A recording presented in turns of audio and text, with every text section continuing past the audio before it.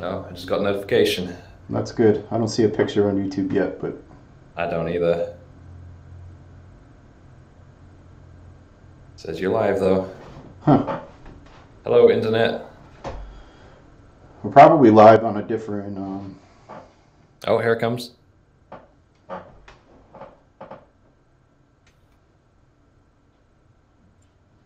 Nice commercial just to get things Yeah. started. Are you guys seeing a pickup truck? No, I got a different commercial because I got a bunch of people in business suits. I guess that's the kind of stuff I watch. Oh, I got Mountain State Overland scaling some rocks Nice. with a pretty gnarly looking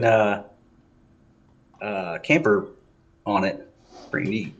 All right, what's up, guys? We're live on YouTube, Facebook, Twitch, and Instagram now. And I'm being joined by Rob from Revere Overland and James Hey. from Axles and Antennas.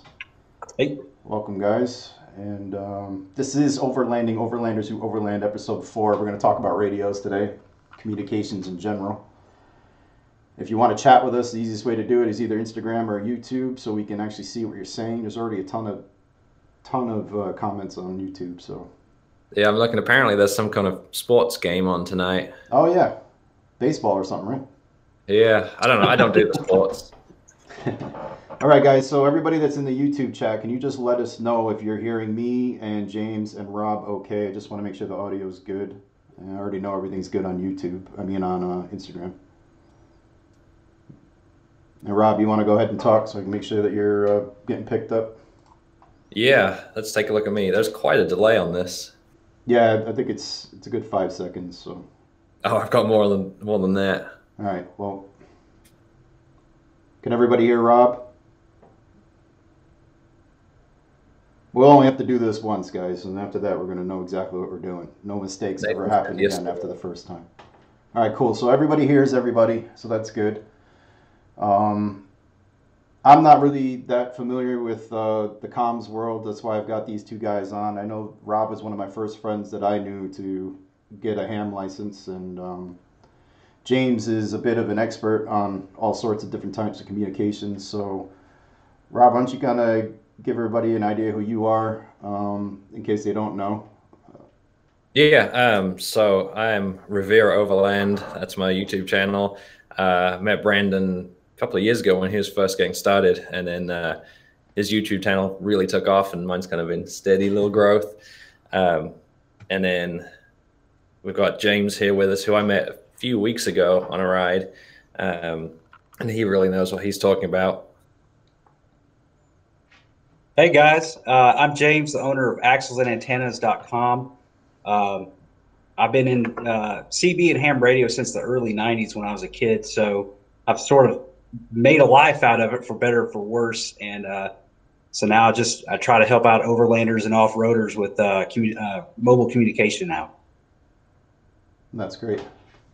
So, guys, anybody who's joining us in the chat, there's quite a few of you already. If you guys have any sort of questions about anything, I kind of wanted to at least talk to Rob about what it was like to, first of all, study for the ham license exam, and then how hard the test itself was. Yeah, we started this stream because we've seen a whole bunch of stuff on Facebook over the last couple of weeks. I mean, I've seen probably a post a day asking about these things, these little handheld radios, and there's just so much misinformation, misunderstanding with these. So we figured we'd take a moment to talk about them, and obviously James is here. He's going to talk about the more complex side of things, I think. But for me, I'm ham licensed, and I use one of these just because it's so much better than CB. And to use these, you do have to have a ham license. I've seen a lot of people commenting about how you can use them on certain frequencies, things like the GMRS frequencies, and it's not the case. Yeah, as far as when you say ham, is that the technical term for the test? Like if I wanted to go get a license, is it a ham license, or is it just another acronym for the type of band that's, I know there's like FRS and, right, is that a... Yeah, that's a family radio service. That's like if you go to Walmart and buy those little $10 walkie talkies, that's FRS. Cool. And then, so when you talk about ham, there's 3 different types of license, and I think James would probably be better for telling us about the 3 different types. So Brandon, the first part of your question, like, does ham mean anything? I guess the technical term is amateur radio service as defined by the Federal Communication Commission, and that's our watchdog. That's the federal part of it. And so when you go into ham radio, as most people call it, the first test you'll take is the technician class, and that's your lowest level. If you want a lot more elbow room, you go and take the general class. And then if you like really want to be the end all be all, you study a really large amount of information and to get the extra class license. But I think most people who just want to talk to each other in a group, small convoy or whatever, just within a couple of miles, would probably stop at the technician class license. And it's a reasonably easy test that goes over quite a few things like basic electronics, some simple math, antenna design, and quite a bit of regulatory information as well to make sure it doesn't devolve into CB. So because we try to keep a lid on that with within the ham radio world. Got you. So once you have a license and you're out with a group of, say, 5 or 6 vehicles and everybody has their license or their technician's license, how do you determine what frequency to communicate on? You want me to take that? Sure. Yeah. Okay, so normally before you go out, if everyone's using a ham radio, generally speaking, the easiest to come by in terms of your actual radio, whether it's a Baofeng or something a little bit more complicated like my Icon radio here, most people will start out somewhere in the 144 to 148 megahertz section called 2 meters. And there's a couple of areas within the 2 meter frequency set that you really should stay off of. And once you look those up, you want to stay out of the repeater section, and there's like a very low end of that area that you have to stay out of by FCC decree. And you just set up a comm plan and say, hey, we're going to be on this frequency. Since ham radio is not channelized like CB or FRS or GMRS, you can kind of move around quite a bit as long as you stay outside of a couple of areas. So like when Rob went out with us with the East Tennessee Overlanders a couple of weeks ago, we set up a comm plan for ham radio and said, okay, our primary frequency will be this. If we start running into interference, we'll switch to a different frequency. So that's really about all there is to it. Like I said, because it's not channelized, it gives you a tremendous amount of flexibility. But most people generally will start out in the 2 meter ham radio area, 144 to 148 megahertz. Gotcha. We've had a couple of comments on YouTube. So someone on there mentioned the MURS channels, MURS. Yes. And then to use those, you have to have a certified radio that is specifically for those. Yes. So you can't use things like the Baofeng. Right. And radios on that. So that's the biggest issue really with Baofengs. There's quite a bit of complexity to the licensing, but I guess to generally say, so a Baofeng like this, like you have, they can be used with on amateur radio straight out of the box for the most part, but in order to use it on MURS or GMRS or FRS, they have to be what's called type accepted.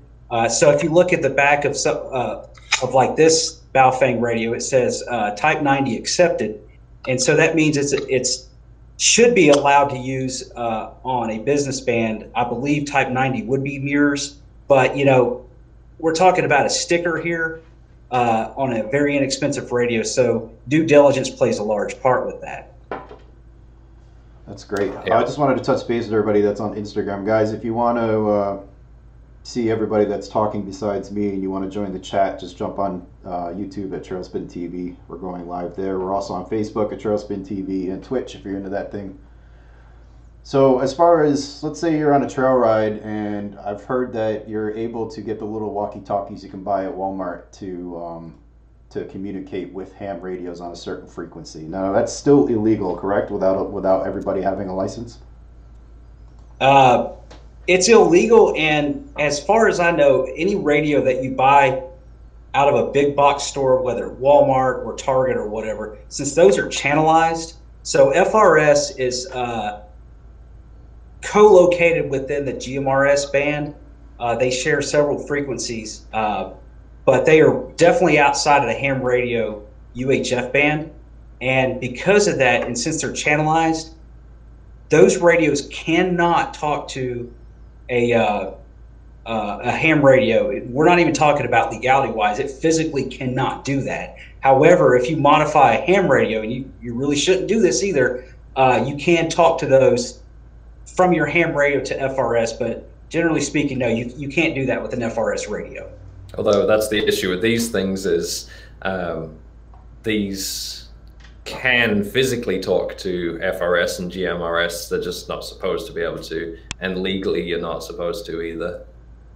Right, and I think that's kind of what you guys have touched on before, is the big problem with the Baofeng radios is that the amount of frequencies that they could do is just far too wide to be safely and legally operated. Yeah. Right, and one of the main issues with that is it has these Baofeng radios straight out of the box have a really wide transmit frequency range for VHF and UHF. And for ham radio operators, it amounts to a little more than a nuisance. Same thing for FRS and GMRS. The biggest problem is when people unknowingly move over into the public service frequency bands or public safety frequency, like fire departments or whatever, because a lot of fire departments, smaller ones, will buy these radios to supplement their bigger radios. Well, then you got like hunters or kids out there buying these radios. Hey, let's find a channel and talk on it. Next thing you know, they're on the volunteer fire department radio frequencies. So that's kind of like the big issue with these. Right. So, I mean, there's absolutely nothing that they could really do to kind of prevent that, right? Besides, you know, people who know their stuff, educating people on the difference between each band and the legalities behind the licensing. Right. So, you know, if you buy a radio from like one of the big, if you want to go with ham radio, okay, and you buy a ham radio from one of the ham radio suppliers, you can Google like ham radios for sale, and there's several businesses out there. Then those radios you buy from there should be good to go. If you buy FRS or a GMRS radio from a big box retailer like Walmart or Target or Circuit City, Best Buy, then those radios should fall within FCC definition as well. And I know we're beating this dead horse about the FCC, but the thing is like the FCC doesn't hunt people down very often unless you make a total nuisance out of yourself. But when you cross that threshold and catch their attention, you're looking at thousands of dollars worth of fines. Oh yeah, they don't play around. You can look up the fines that they have sent out online, and you're looking like the minimum is $1,000. I saw for someone who talked to someone else who didn't identify themselves, but they go up into like $17,000, $18,000. I think the biggest I saw was $20-something thousand. Yeah, well, I mean, is that something, since these little handheld radios are so weak, I mean, it seems to be a common opinion among people that are unlicensed that nobody's ever going to find out, nobody's going to care, nobody's going to hear you because these little radios don't travel very far. Right. They right. probably don't get caught. Yeah. Yeah. So and really, if you decide to operate without a license, at the very least, figure out where those public safety frequencies are and stay off of those. Don't cause problems for the police or the fire department or even like the railroad stations and stuff. Just if you're going to speed, at least speed on the interstate. So let's say a bunch of us get together and everybody's got a mixed bag of radios and all that stuff. I feel like most people have CBs. CBs are pretty affordable, pretty easy to get into. Rob, what do you actually have against CB radios? You know, I don't have anything in particular against CB radio. I know if it's set up well, it can be effective. You know, it's really cheap and easy, and everyone can get on CB. You don't need a license. You don't need to pay for a license. There's no studying for a test. I just think the biggest issue is no one ever has a well set up CB, and I don't think there's been a single group ride I've ever been on where there's been successful CB communications. Like as soon as you get more than about 5 people in a group, that it just breaks down. You can't hear them, and you just don't have those issues with ham or GMRS. Right. Well, it's a bigger jump to get into that kind of stuff, so I would assume that anybody that runs those kinds of radios kind of knows what they're talking about and what they're doing. And also, if you do have a properly tuned CB, there's the issues of getting chatter from strangers and people who just kind of want to ruin your communications and constantly jumping in. Yeah, I've just seen the comment on YouTube asking about CBs in Southern Kentucky. I mean, anywhere you go in the Daniel Boone National Forest, you have other people that are interfering with you. You get some pretty strange people on there. Yeah, I noticed that when I go on rides with you, you're always talking about how somebody's just, we're constantly trying to change channels, and no matter what channel you get on, there's somebody screwing around. Yeah, and you always, the issue of that is you're going to turn the squelch up so that you kind of tune them out, and then of course you can't hear each other then. Right. So once again, everybody that's on Instagram, we are streaming live on 5 different platforms right now. So if you want to know what's going on, why this camera is just on my face, this is because Instagram doesn't allow me to simultaneously stream. So jump over on YouTube, go to trailspinTV, check out Facebook. And everybody that's in the chat, make sure you check out James's website. It's in the description below. It's Axles and Antennas. And also, yeah, it's well worth going to. He's got a great write-up of different types of radio. It's probably a little bit better organized than our chat here. Yeah, for sure. And also, if you're not already following Rob from Revere Overland, make sure you do that on everything, on all the things, particularly Revere Overland on YouTube. He's got a great channel, and his videos are pretty much kick-ass and informational. So I'd appreciate subscribe and watch some of those videos. So let's kind of get to everybody that's in the chat. If anybody's got any questions for these guys, we have a pretty boss worth of knowledge on here. So if anybody's got any questions or anything you were curious about as far as radio communications go, now's the time to ask. And let us know what you guys are running to. Curious about that. See, Jason has had a Cobra CB radio in his old Jeep, and he hated that damn thing. Yeah. I mean, it has its place. So we got a couple people that are just joining in from Instagram. Everybody on Instagram is kind of like, what the hell's going on right now? Can they hear us, or is it just you they can hear? On Instagram, they can hear all of us. Somebody actually said they could hear you in the background. So, but since you didn't join the chat. Tried. And there's a couple more people. Dave, Travel Gnome, I see you on YouTube. John Bauman, what's up, man? We're doing a live stream on every other platform besides Instagram right now, if you're wondering why the camera's only on me. But we're having a discussion about radio communications at YouTube/TrailspinTV. So what do you guys think about high output CB radios? Boosters. You want my honest opinion? I would love to hear your honest opinion. I think that when you go to a CB shop and have a peak and tune done, you're really asking for some bad quality output on your radio. Some of the methods that they use are really just messing with the electronics to force the final output transistors, the power amplifiers, to really start screaming a lot more power than they need to. And so you start getting adjacent channel interference. A good example of that would be to tune into channel 6. On some nights of the week, they have something called the Super Bowl, ironically. And it's these guys who do like 10,000 watt, which far exceeds any kind of legality. And they try to talk as far as they can. It's a really interesting culture, but you can hear them on channel 3, channel 4, channel 5, channel 6, and channel 7. I mean, they are just all over the place. And so when you get when you take a regular Cobra CB that you bought offline and take it to a CB shop, I mean, you're paying a lot of money really just to go from 4 watts maybe to 8 or 9 watts. I mean, what exactly are you trying to accomplish here? So, you know, if you're going to invest more money with your CB, you're better off having a better antenna setup, better coax, better connectors, and go from there. Yeah. Of course, when you have a CB that's transmitting that kind of power, that's where all of our issues come from. All of us who are running at just 4 watts. That's why we get so much interference. Gotcha. I just saw Dave on YouTube asked about the rugged radios.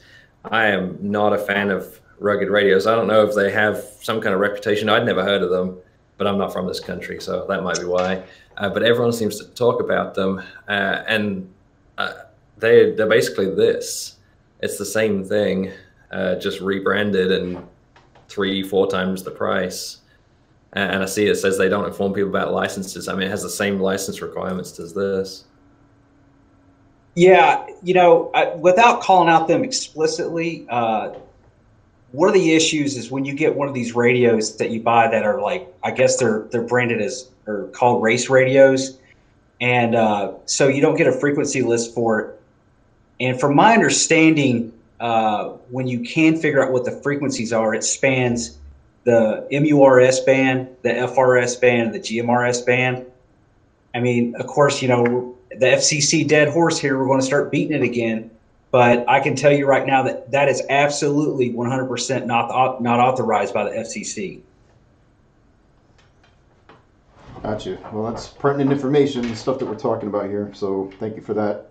Let me ask you this: like, what is the ideal scenario as far as hanging out with a bunch of unlicensed people? Is there another option to use besides CB radio or ham, where it's cheap to buy into and not really as strict as far as rules go? Is there something that for the people that don't want to get licensed but want better communication, is there something that people can go with, or is it just kind of limited with options? You basically have 2 options if you don't want to go with CB or ham radio without a license, because GMRS does require a license. It's not expensive. It's $75 for 10 years, and it actually covers all your family members and anyone within your business group. But if you don't want to fool around with a license at all, FRS is one option. It operates in the UHF band, which is for FRS is somewhere in the neighborhood of 460 megahertz. The 2 biggest issues with FRS is, one, you're limited to 2 watts total output. The second problem or issue is any FCC authorized type accepted FRS radio cannot have a removable antenna on it. And when you're dealing with VHF and UHF frequencies, your antenna being on the outside of the vehicle is more important than any kind of power output that you can have. So that's the 2 limiting factors with FRS. Now, on the other thing that you can use, it's a little bit more obscure, somewhat harder to find, is something called MURS, MURS, which is multiple use radio service, I think is what it's called. The M slips my mind right now.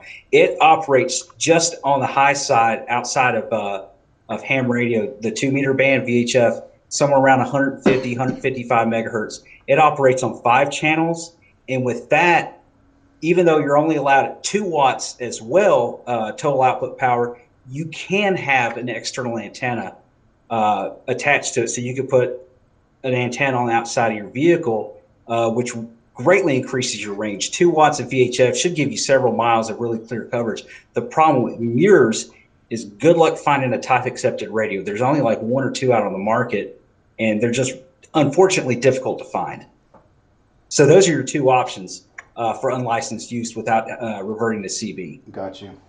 I'd love to see in the chat how many people have their GMRS license and where they're from, because it seems like I read a lot of people out in California or out west are using GMRS, but I've never met anyone here that has one.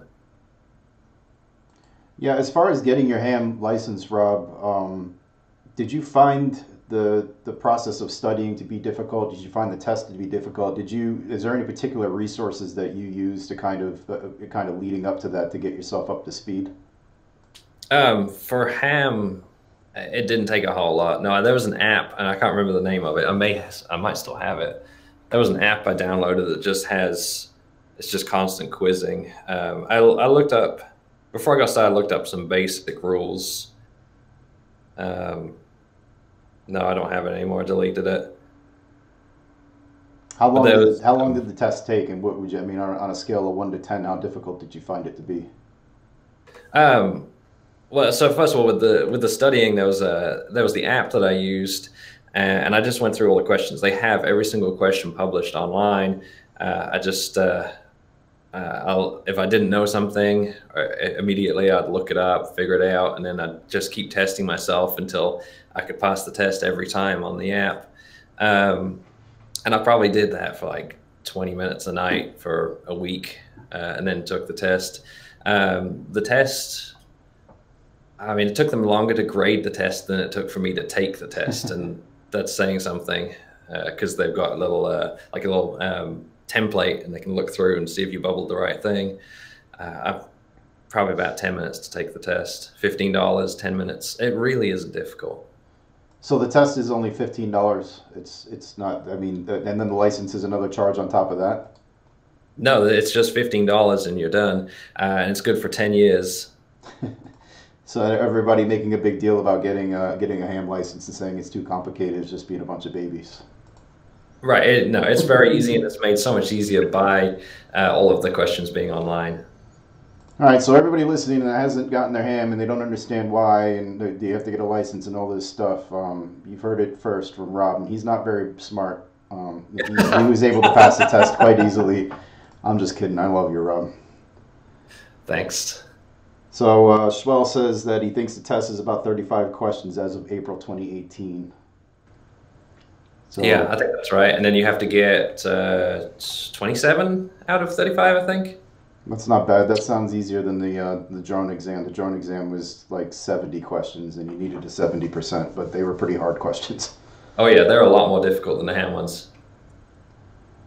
So I think we can probably wrap this up. And James, unless you got something else you want to add, again, if you're just tuning in, this is James from Axles and Antennas. His website link is in the description below this video, and he has some very useful information as far as radios go. A wealth of information. It's been a pleasure having you, and I really appreciate you, giving us all this information. Yeah, sure, no problem. If anyone wants to email specific questions about antenna setups or whatever, give me a holler at info@axlesandantennas.com. I usually answer 1 or 2 questions a week about, how come my antenna is not performing, is my SWR too high or whatever. I'm always happy to answer those questions. Oh yeah, do we have time to talk about SWR, Brandon? Oh yeah, no rush at all. Actually, okay. Now that you mentioned it, I know you had brought that little tuner with you. If everybody who's tuned in is curious about how to tune a CB antenna, James can go over that with you real quick. Before we do that, it's just Jason had a good point in the chat. He was saying that if you take the technician test for the ham license, so that's the first one, you can then take the general for free, which is a lot more difficult. So you have to do a lot of studying for that. But I also know I think a lot of places, if you fail the test, they let you pay another $15 and try again. Gotcha. Sorry, I changed the subject there. No, it's all good. Well, I wanted to kind of adjust everything everybody's talking about. There's a ton of comments going, so it seems like everybody's just kind of chit-chatting with themselves. But if you guys have anything specific for Rob or me or James, let us know. So James, if you kind of want to get into how that meter works and how to tune a CB antenna for those that are running CB that are curious about it. So when you're tuning a CB antenna, most people will start out with one of these, some variants of this. It's a SWR meter, standing wave ratio, and the conventional wisdom amongst a lot of people is to try to get down to what's referred to as 1-to-1 SWR. And, there's been a lot of myths and unfortunately misinformation over the years about SWR because it's kind of a complex subject. It's very easy to misunderstand. As a matter of fact, I have to go back and reference it quite a bit. Am I still thinking about this correctly? So, even after all my years of doing it, I still want to make sure that I'm doing it correctly. So what you're really trying to do is match your antenna to your radio, and most modern radio transmitters and receivers will work perfectly fine with a 3.1 to 1 or better SWR. So you don't have to chase the dragon trying to get down to a 1 to 1. That's you could have problems with your coax type, just a slight mismatch in that, which could make that virtually impossible. So anything below a 2 to 1 is fine. A 3 to 1, it's not that bad. And, honestly, if you're a little bit above that, what you're really looking at is power loss anyway. I think with so if you're transmitting, because I like round numbers, let's say you're using a 2 meter radio, or excuse me, let's say you're using a CB, you're transmitting full legal 4 watts, and you got a 1 to 1. So you know that you should be transmitting, if you have a really efficient antenna, you should be transmitting out at 4 watts on the AM. Well, if you're at a 2 to 1, you're losing probably about 10–12% of your power through SWR loss. So whatever 12% of 4 watts is, that's what you're losing. 3 to 1, I think you're losing about 25% or something like that. If you look this up, SWR loss online, you can find a table for it. I think, as a matter of fact, Firestick has a really good table. And all this works the same with ham radio and GMRS as well.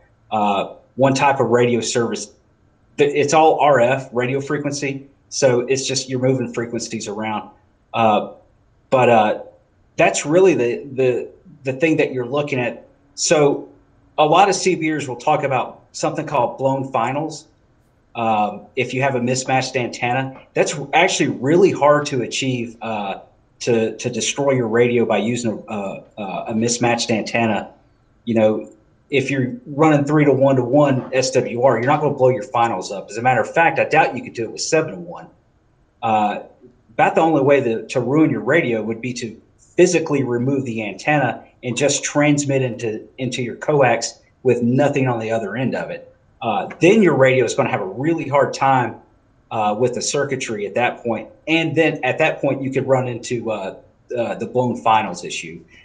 Ham radios on the other end, they have a lot of protective circuitry. So if you are transmitting into a grossly mismatched system, chances are it's just going to turn itself off. It's not going to blow up or anything. So again, you can reference my website about how to, if the antenna is too long or too short, how to rectify that. And sometimes it's just as simple as, I can't get a good SWR. What do I need to do? Well, if you just move your antenna around away on your vehicle, sometimes you get a pretty good match that way. As a matter of fact, I was dealing with one guy a week or two ago. He sent me a picture of his antenna setup. It's like, man, I just can't get it below 2.5 to 1. Sent the antenna, the picture. The antenna was on his bumper, and the tailgate was right here. So I told him, I said, okay, move your antenna inside the bed of your pickup truck. That way the base of it is not next to the tailgate, because any kind of vertical metal is really going to start having interference. And so once you put it up on the bed rail, hey, it was like 1.5 to 1 at that point. Didn't have to mess with it anymore. So it's just kind of, sometimes it's not even tuning your antenna, it's just moving it around. And I know that's kind of long-winded, but no, it's just, no, it's a complex subject. Right. I mean, that's why we're here, right? And that all applies to any ham radio as well, doesn't it? Not just CB. Yes. Yeah. Like I said, the only difference between ham radio, CB, and everything else, aside from the licensing, is frequency range. That's it. So if the physics are all the same between the radio services, once you know how to do one, then you know how to do the other. Got you. Yeah, we've got couple questions on here. Jason Major says, I have a Baofeng UV5R Plus. What exterior vehicle antenna do you guys suggest?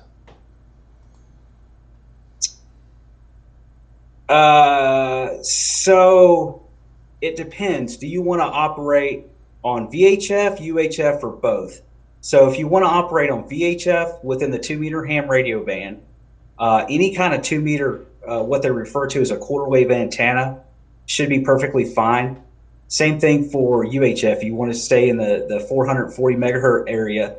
A quarter wave UHF antenna. We're talking 6 or 9 inches tall, will be fine. If you want to do dual band, then you have to buy a dual band antenna. And for VHF and UHF, you're looking at a 19-inch antenna, and they typically will have a coil in them to allow it to operate on both VHF and UHF. Again, any of the ham radio stores, you start sorting through the antennas, you'll see several by a company called Comet, some by Diamond. I'll tell you right now from my experience, just about any of these antennas that you buy from, whether they're DX Engineering, Ham Radio Outlet, Universal Radio up in Ohio, those antennas are going to be quality antennas. Doesn't really matter which ones you get. Gotcha. We got a question on. Sorry. Yeah, go ahead, Rob. I was saying the only thing to consider would be the type of connector. So if you're using one of the little bow things, do you remember what type of connector it is, James?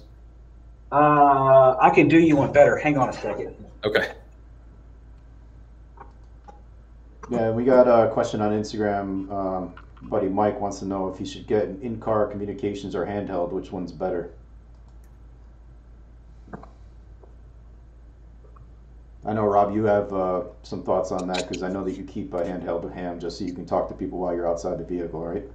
All right, yeah. So I have my in-vehicle one, which is obviously a lot more powerful and has a lot more range. Just a couple of weeks ago, I was talking to people, I'd say like 6 or 7 miles away, just talking directly to them with the in-vehicle one. But this handheld one, I take it with me every single time I go out, just because if you're getting out to spot someone, or you want to go on and scout the trail ahead, or for me, I get out and take a lot of pictures and video. It's nice to stay in touch with everyone, and for $25, you can't go wrong. Yeah, you really can't be a vlogger without a handheld radio, for sure. So if that answers your question, Mike, if you're vlogging, make sure you have a handheld all times. We got, what else we got? Here's another question. Go ahead, James. So back to the question about the antenna connector. So for a handheld radio such as a Baofeng, if you remove this antenna, you have what's called an SMA connector, and you don't really want to run large size coax in that. You want to get one of these pigtails if you're using an external antenna. As you can see, it's a lot thinner coax, and once it screws into here, you don't have as much weight pulling down on this. It's a pretty robust connector, but it can go bad if there's too much weight pulling on it. So these little $5 or $6 pigtails from, this is a Comet antenna branded one. It works wonders. I would go with that. Is that little bit of connector that's not creating any kind of bottlenecking or anything through the coax, since it's? Oh, no. This is really, so coax is so. You should really buy coax based on its loss characteristics. In this type of coax, I think it's called RG174, and it's really high quality coax for short runs like this. What is this? 18 inches, 2 feet. It's perfectly suited for that. Cool, perfect. All right, Black Sheep Bex Edition. What's up, man? He says, what about running marine frequencies in the 156 megahertz range? Is that something you're allowed to do? Okay, so all the other don't do this, it's against the rules and all that kind of stuff I go on about, you can break those rules, probably not get caught. Stay off the marine band frequencies. They are monitored not only by the Coast Guard, but by the FCC as well. You have to be on water to use those. If you're not on water and you get caught, you will face a lot of regulatory fines for that. They will not screw around with that one. Gotcha. That answers that. What else we got? We got more questions. Rob, have you noticed anything that we haven't really touched on here? That was another question from Black Sheep Expedition, talking about linking handheld ham to your in-vehicle radio. What do you mean, like you use in-vehicle as a repeater? Yeah, Black Sheep, can you just clarify on that? Hellbent JL on Instagram, what's up, man? We're just kind of sending everybody over to YouTube here, so we're not really paying attention to the Instagram, just kind of wanted everybody to be involved. So if you're watching on Instagram, head over to YouTube or Facebook and catch us there. If you want to leave comments, then make sure you're on YouTube, because I don't think any of us are really monitoring Facebook comments. right now? No, I've just pulled it up. There's only 2 people watching. Okay. I think Chad's one of them, and I'm the other one. Hi, Cool. Chad. Yeah, Black Sheep Expedition said thanks. He wanted that to be said about the marine frequencies. Just checking us, I guess. Okay.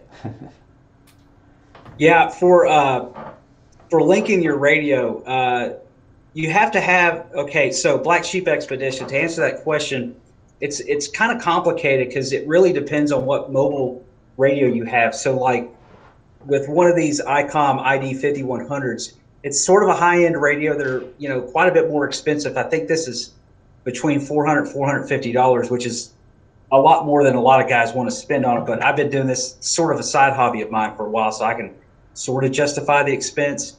But yeah, if you could do a crossband repeat where if you have a dual band handheld radio transmitting to someone's vehicle setup that's running a crossband repeat mobile radio, then you can transmit at a much larger area. A lot of emergency communication guys are really into doing that kind of stuff. For overlanding, you know, it's one of those things where it's neat to have, but is it kind of necessary?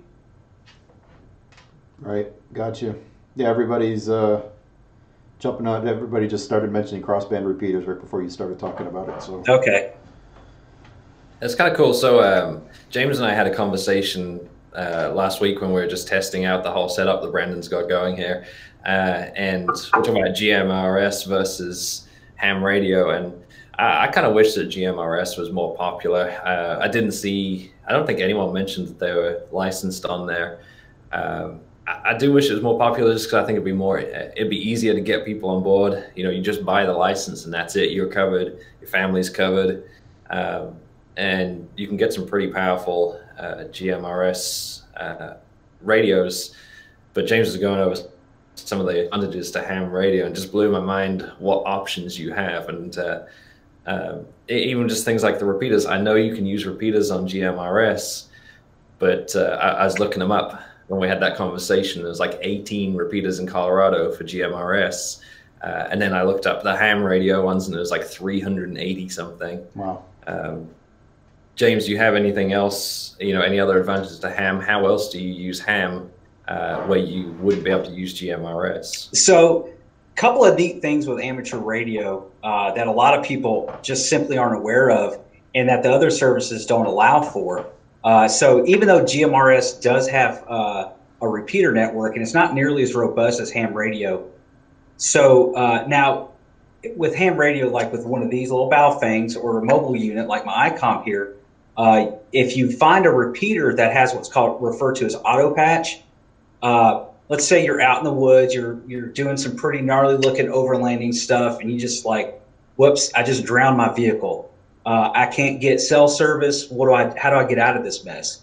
So you figure out where a repeater is, you call up, and even if you're out of the area, you're like, hey, this is my call sign. Can someone reply to me? And so someone will probably come back and say, hey, can you put me on this auto patch network? And what auto patch will do is you can now call your friends or your loved ones back home because the repeater network is connected to the either a cell phone or a landline network. So now you can make phone calls with your ham radio. You can't do that with CB. You can't do that with mirrors. I don't think you can do that with GMRS. So now you're talking to your wife or your husband or whoever back home. It's like, hey, I'm stuck out here in the woods. Can you arrange for a recovery party to come out here and bail me out? Let go of the mic, and she's like, hey, yeah, you know, that was probably pretty dumb that you did that, but I'll send somebody. And so you just sit there and talk like you're on a radio, but it's actually over a phone call system. Wow, that's interesting. And, again, that's referred to as auto patch, and a lot of repeaters have that built in. So as far as a choice to run on your vehicle when you're going to be in remote locations where you won't have cell service, what is the best option to go with, where as far as the ability to reach the most people in an emergency situation or ability to transmit the furthest? What is the best choice for that? Oh, I would definitely push ham radio for that. Whether it's, you know, if you stop with your technician license, and, you know, again, the repeater network here in the U.S. is so robust. Gosh, I was looking up Alaska the other day, and I think there was at least 100 repeaters in Alaska if I glanced at the list correctly.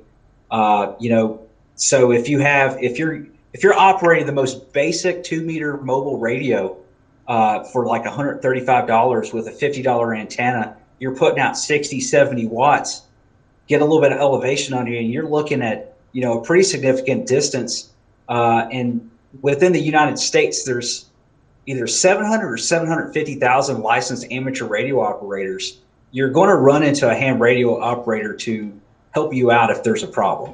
So I would, if you're going to go solo and you don't want to buy a satellite transceiver or whatever, I would very much suggest looking into ham radio. Definitely get your license too. And when we went out west last summer, I had my ham license, and I mapped all of the repeaters around me. They've got a bunch of repeaters that are all linked together. So even when I'm in the middle of nowhere with no cell service, I could potentially talk to someone. You know, I could be in the southwest of Colorado and talk to someone in the northeast through their repeater networks there. So it's awesome how they've got that whole setup. It's definitely a good emergency backup to have. Yeah, so a couple other options that you have, or things that you can do with ham radio that, in my opinion, make it far beyond above and beyond the other radio services. So the one that a lot of people are really into is called APRS, Automatic Packet Reporting System, APRS, some people will refer to it as.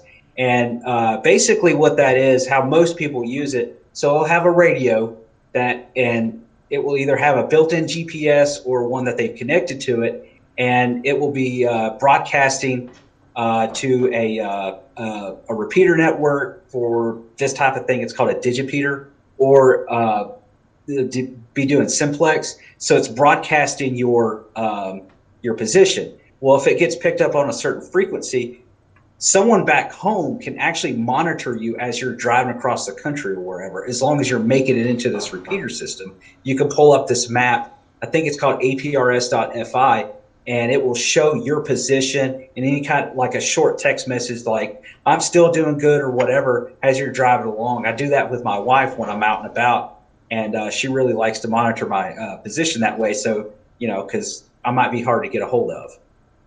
Yeah, I got you. And that kind of brings me to another option here, which we haven't really talked about. But as far as communication goes, I run the little inReach system, satellite messenger, and it gives you the option to basically call for a helicopter if you're in dire need of medical services, and you can send text messages to cell phones. And because it's satellite, it tends to work pretty much everywhere as long as you're not sitting inside the vehicle. I leave mine right on the windshield, and I usually have a signal, and it's linked to my GPS, and I can see all my messages and send messages using the iPad. So that's a pretty cool option if you guys are looking for something else. It's pretty much the reason I haven't gotten a ham yet. But the only reason that I'm kind of leaning towards more reliable communication like a ham radio is because for the first 9 days on my last trip, I was not able to send text messages to anybody. I was able to receive text messages from my wife, and as far as anything I was sending out was not going out. So I don't even know if at that time if I would have been able to even call a helicopter or any kind of emergency medical situation. I pretty much would have been screwed, as I don't think the messages were going through. So something to keep in mind for sure. Yeah, Brandon, so last couple days ago when Rob and I were talking, I mentioned another thing that I use. It's called WinLink 2000, and it's basically an email service for ham radio operators. You can use it with VHF and UHF, although quite honestly, I find it to be tremendously more reliable with the higher frequencies in the HF. So you'll have to have a general class license for it. But essentially what happens is, I'll grab this thing. So using this radio, I connect it directly to a laptop computer. And if you think back to the old days of how email and fax machines sort of sounded, it's kind of using the same type of technology, where I'll email my wife. We'll have a comp plan set up, and I'll say, hey, I'll send you an email in a couple hours, and I'll type this email. It connects to this this email server over the air. It's a little bit cumbersome when you first start out, but then once you get the hang of it, it's like, man, this is really cool. And I'll say very briefly, because with these messages, you want to keep them kind of short. So think like, 160, 180 characters, whatever. And I'll be like, hey, I'm here. Everything's good. I'll check back in a couple of hours. Because the messaging is not instantaneous. It usually takes about 3 or 4 minutes for her to get the message. And then I have to hit, receive. So I'll send her a message, and then I'll wait a couple hours and turn the radio back on. And then she will at that point has sent me an email to this ham radio email system, and she'll say, hey, glad to hear that, I'm still doing whatever. And then, every 4 or 5 hours we'll pass information that way. And like I said, it's called WinLink 2000, and I've never once had it fail me. And I've been in some, fairly remote locations that way. Yeah, that's great. Rob, you don't run any sort of satellite communication, right? No, I'm not that fancy. I don't know how fancy it comes across when it doesn't work. It's a pretty expensive toy. I was visibly and audibly upset when those messages weren't going through. I was sending some pretty nasty emails to InReach. Yeah, I've thought about getting something like that. It's very expensive, and maybe if I was going out by myself, I would. But anytime I go out somewhere where I'm not going to have cell service, I've always been with someone else. And I have the ham radio too, so I don't know if I would get one, especially having heard some of your experiences. Yeah, I pretty much can't. I mean, I canceled my subscription. I had I did it was a month to month where you didn't have to hold like a year contract, and it was like $40 a month. Actually, yeah, it was like $45 a month, something like that. That got you 40 text messages and unlimited tracking, which it does periodically send out your location I believe it's every 10 minutes or so, and you can actually send people a link to a website where they can actually see where you are on a map at all times, which that was definitely working the entire time, which made me calm down a little bit. But I'm just of the thought that if you're going to be out by yourself, but even still, if you're only with another vehicle, let's say that vehicle has a rollover and somebody's seriously injured and you're out of cell range, to me it just, because I don't know that much about how to operate a ham radio, I would be kind of screwed without some sort of satellite communication. So, yeah, well, of course, you want to have, if you've got emergency equipment, you want it to work, and if that satellite radio is not working, that's a life on the line, and a ham radio is going to work. It's all down to you. And honestly, when I got my license, like I said, I studied and I looked at the questions mainly. I didn't know a whole lot about ham radio when I got my license, but since then, having talked to people like James, I learned a little bit more every single time, to the extent where I'm happy now using that as my emergency form of communication. Yeah, I without a doubt, I'm pretty much convinced. So I'm definitely going to look into getting my ham license, and I think everybody who's tuned in that is on the fence about it or not, we've definitely answered some questions here. If you're just joining us, we are talking to Rob from Revere Overland. If you're not subscribed to his channel, make sure you go do that. And we're also talking to James from Axles and Antennas. The link to his website is in the description below. And this video will remain up, so you can always go back and reference some of the information that we were talking about earlier. So a lot of useful stuff in here. So I think we could probably wrap this up, unless you guys got something that you think we haven't talked about. No, James? Man, come on! I could go on for hours about this, but I think we'll have to give James his own channel, so he could just stream 24/7. You can reach out to him whenever. But if you were just tuning in now, he did say to go ahead and email him at info@axlesandantennas.com if you have any questions about your current setup or something that you're thinking about getting into, or if you have any questions, or obviously if you just want to nerd out with James about radio communications, he'd be more than happy to talk to you. So thanks again, guys, for doing this. I think this was useful, and it does seem to be a hot topic right now. So hopefully we've answered a lot of questions. And thanks, James, for coming along, and he's helped me out a lot. Definitely check out his website. He does a lot of mapping stuff as well. So check out the maps that he prints. Some of the I've got some that I bought recently, and I'm going to add to my collection because I really like collecting maps of places that I've been. I've got them on the wall over there. So look at those. And I've got to say thanks to you as well, Brandon, because you put a lot of effort into putting this all together. Yeah, well, I appreciate it. I'm happy it all worked out. Sorry for the janky little Let's Talk Comms lower third down there. It's something I stole on the internet and chopped it up real quick, kind of thrown in there. But thanks everybody that's watching. We are going to keep doing this every Sunday. Next week we'll be talking with somebody about the differences between expeditions and overlanding. So anybody who wants to jump in on that call, go ahead and email me at brandon@trailspin.tv. And you guys want to give out your ham call signs there so people can kind of monitor and listen in and chit chat with you, or? I'm gonna hold off. All right, how about you, James?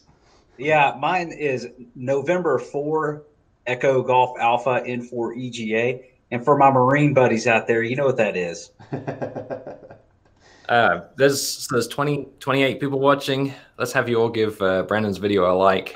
Help promote it on YouTube as well, so more people can watch this. Yeah, like spike, man. There were at one time there was like 40 people tuned in, and I only got 4 likes on this video. So any sort of interaction you guys can have, either sharing this video after it's been posted, and liking the video and all that helps us greatly and makes us a little more visible, so we can keep bringing you these shows and bring up better guests and stuff. Not that there's better guests than Rob from Revere Overland or James from Axles and Tennis.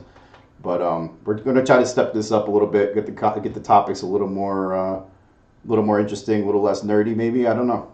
We're going to be talking about winches. We're going to be talking about tires. We're going to be talking about all kinds of cool stuff. So thank you guys for tuning in. James, Rob, thank you guys so much. And we'll see you guys on the trail. Thank you. Bye. Perfect. Hey, thanks for having me here, guys. All right, great.